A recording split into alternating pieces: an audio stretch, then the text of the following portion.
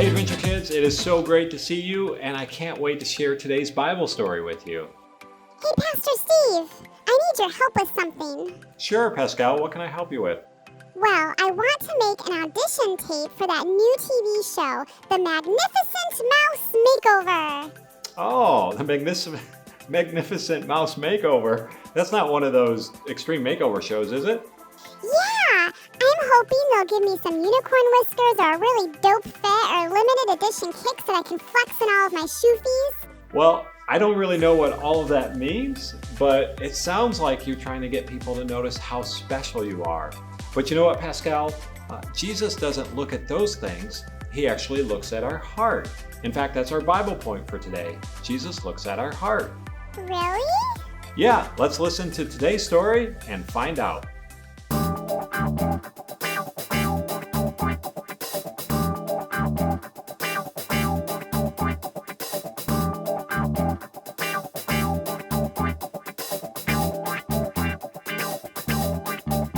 God's people had a new land. Now they wanted a king. But God is your king. Samuel told them. He is the one that looks after you best. We want a real king, they said, one we can see. God knew that a king might not be kind to his people or look after them as well as he would. But God's people didn't care. They wanted a king, and they wanted him now. So God gave them a king. He was called Saul, and he seemed like a good king at first. But he became proud and stopped listening to God. He didn't obey God or love God with his whole heart. Saul can't help me with my plan, God said. I need a king who will love me and will teach my people to love me. I need a true king. And God had just the one in mind. Go to Bethlehem, God told Samuel. You'll find the new king there. Samuel's job was to listen to God and tell people what God said. So Samuel went to the little town of Bethlehem. God told Samuel to go to Jesse's house. God was going to choose one of Jesse's sons to be the new king. Jesse had 7 strong sons. Now, in those days, if you were going to be the king, you didn't have to be the richest or cleverest, although that was always nice. You had to look like a king, which meant you had to be the tallest and the strongest. That way you could carry the longest swords and the biggest armor and defeat everyone. And it didn't hurt to be handsome either. Samuel asked Jesse to bring him each son in turn.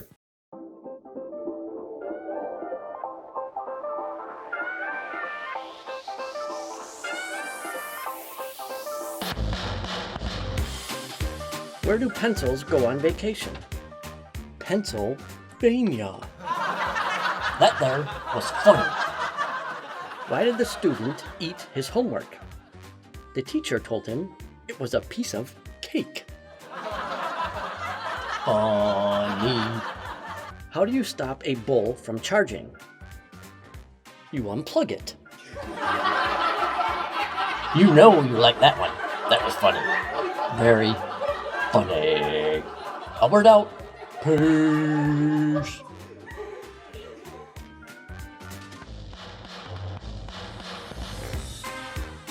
Jesse had 7 strong sons. Now, in those days, if you were going to be the king, you didn't have to be the richest or cleverest, although that was always nice. You had to look like a king, which meant you had to be the tallest and the strongest. That way you could carry the longest swords and the biggest armor and defeat everyone. And it didn't hurt to be handsome either. Samuel asked Jesse to bring him each son in turn. So Jesse brought the oldest, tallest son. This must be the new king, Samuel thought. He looks like a king. But God didn't choose him. You're thinking about what God looks like on the outside, God told Samuel. But I am looking at his heart, what he is like on the inside. So Jesse showed Samuel the next oldest, tallest, strongest son. But God didn't choose him either. In fact, God didn't choose any of the 7 sons. Samuel said, Is that all? Oh, well, there is the youngest one, but he's just the weakling of the family. He's only teeny. Bring him. Jesse's youngest son came running up, and God spoke quietly to Samuel.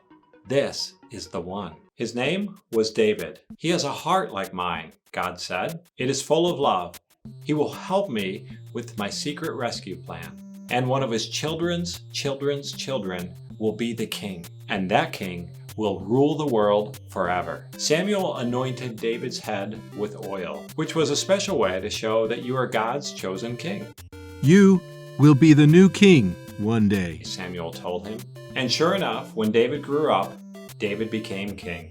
God chose David to be king because he was getting his people ready for an even greater king who would be coming. Once again, God would say, "Go to Bethlehem. You'll find the new king there." And there, one starry night in Bethlehem, in the town of David, 3 wise men would find him. And that's our story. Wow! God chose the youngest, teeniest, tiniest brother to be king. Even though he didn't look like a king, he was chosen because his heart was like God's. That's right, Pascal. A lot of times we tend to focus on what's on the outside, but God looks at what's on the inside. In fact, that's our Bible point for today. God looks at our hearts. Okay, well, don't worry about my audition tape. Looking that awesome sounds too exhausting anyway. I'm just gonna focus on my heart for now and making it more like Jesus's. I think that idea is clutch. Have an adventurous week, everyone.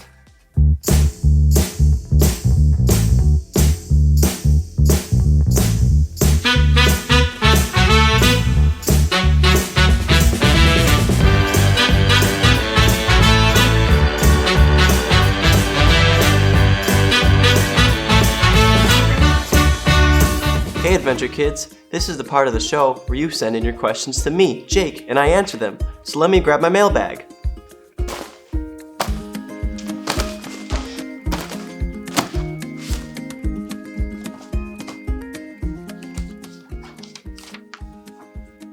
Hi Jake, when we die, will we come back alive? From Elena. That is an awesome question. We will come back alive, but it will look different than it does right now. Jesus says, "I am the resurrection and the life. He who believes in me will live, even though he dies." So when you die here on earth, you will get to live with Jesus in heaven. The Bible tells us that we will even get a new body that will never get sick or be in pain. So when you have Jesus in your heart, dying doesn't have to be something that is sad. It's more like you're moving to someplace new, heaven, an awesome place with your best friend Jesus. And someday, all of your friends that love Jesus will be there with you too. Hi Jake, can you run through the entire church in under 5 minutes? From Mariah. I don't know, but let's find out. 5 minutes? The entire church? Let's go.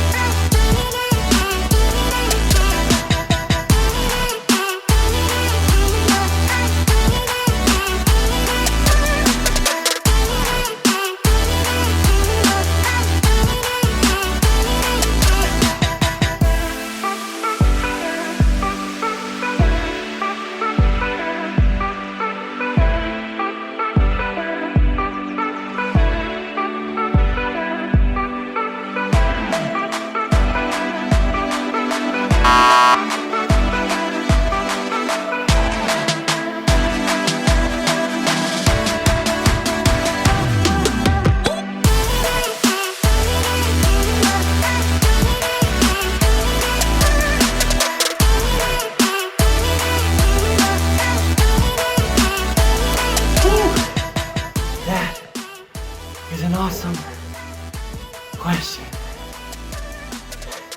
3 minutes, 40 seconds. So remember, if you have a question for me, Jake, just go to takeawaywithjake.com and I'll answer your question right here on the show.